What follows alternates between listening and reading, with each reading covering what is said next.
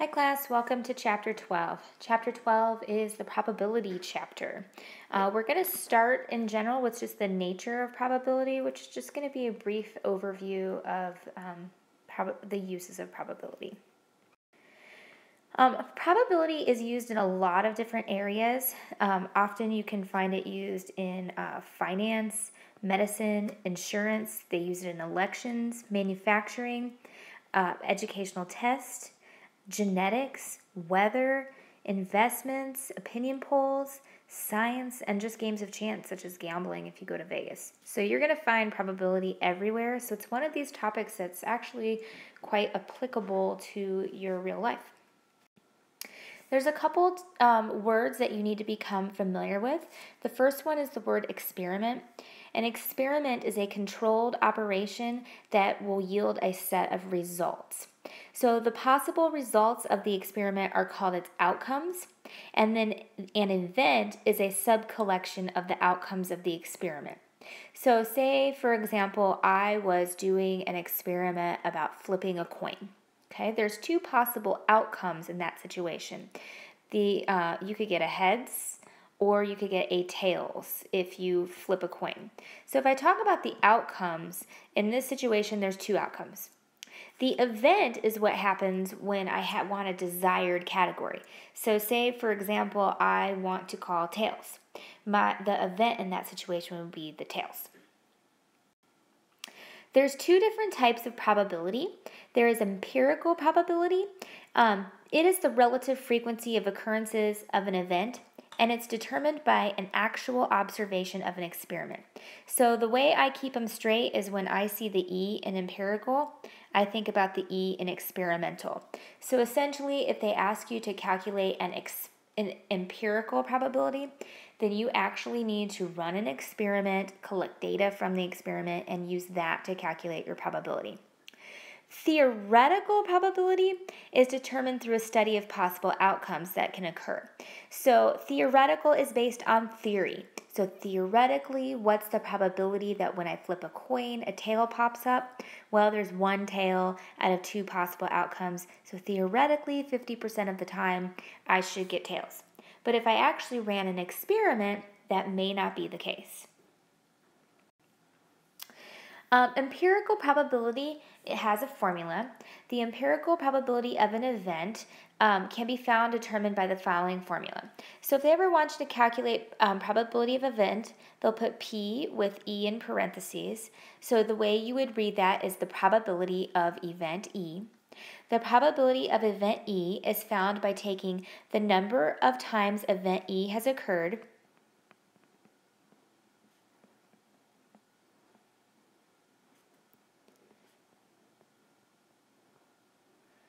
and dividing that by the total number of times you completed the experiment. I'm just going to say number of trials. So for example, if we were flipping a coin and I flipped a coin 100 times, that would mean I did 100 trials, and that would go in the numerator. And if of those 100 trials I received a tail 25 times, that would go in the numerator. And that would give me the empirical probability from the experiment. Let's look at an example.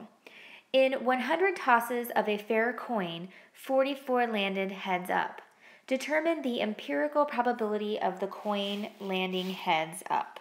Okay, so if you wanted to write this in proper notation, you could put the probability of event E, where E is the coin landing heads up. You take the number of times that you received heads up, which was 44, divided by the number of times the experiment which was performed, which is 100. And usually empirical probability is given as a decimal. So use your calculator to divide that out, which will give you 0.44. So based on the experiment, you received heads up 44% of the time. That's different than theoretical. Theoretically, we should receive the heads up 50% of the time. I have another example for you. A pharmaceutical company is testing a drug that is supposed to help reduce high blood pressure. The drug is given to 500 people. 379 people's blood pressure reduced. 62 people's blood pressure did not change. 59 people had an increase in blood pressure. Determine the empirical probability that A, blood pressure reduced, B, blood pressure was unchanged, and C, blood pressure was increased. So all you have to do for part A, take the number of people whose blood pressure went down, which was 379, divide it by the number of trials you ran, which was 500. Use your calculator to make the division into a decimal, and you will get 0.758. So roughly 78% of the people who use the medicine, 75% of the people who use the medicine had a decrease in blood pressure. The probability that their blood pressure was not changed, 62 people had a blood pressure that was the same out of 500 that were in the trial. Use your calculator to divide, and you'll get 0.124.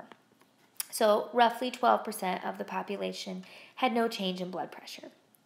Last, what's the probability that the blood pressure increased? 59 people had an increased blood pressure. 500 people were in the trial. Use your calculator to make a division, and 0.118 had an increase in blood pressure. So overall, with 75% of people having a decrease in blood pressure, this medication could be considered successful. Another term that they're going to use that you need to be familiar with is called the law of large numbers. The law of large numbers states that probability statements apply in practice to a large number of trials, not to one single trial. It is the relative frequency over the long run that is accurately predictable, not individual events or precise totals. For example, if we are talking about the coin tossing situation, notice that the higher the number of trials that you run, the more likely your percent of receiving heads up approaches 50%. So notice when you only did 10 trials, the percent of heads up was 40%. But when you went up to 100 trials, it went to 45. When you went to 1,000 trials, it was 54. 10,000 trials was 48. 100,000 trials was 49. So the theory of large numbers says the larger the number of experiments you run, the closer the percent is going to approach the theoretical probability. Okay, that should get you a start on your homework. Let me know if you have any questions.